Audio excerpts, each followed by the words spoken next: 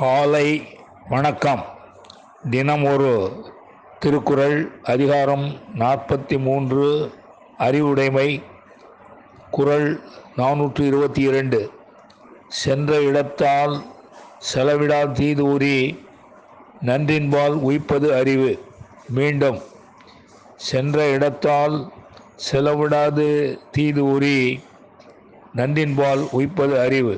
இதன் விளக்கம்: மனத்தை சென்ற இடத்தில் செல்ல விடாமல் தீமையானதிலிருந்து நீக்கி காத்து நன்மையானதில் செல்ல விடுவதே அறிவாகும் என்பதை அறிந்து கொள்க.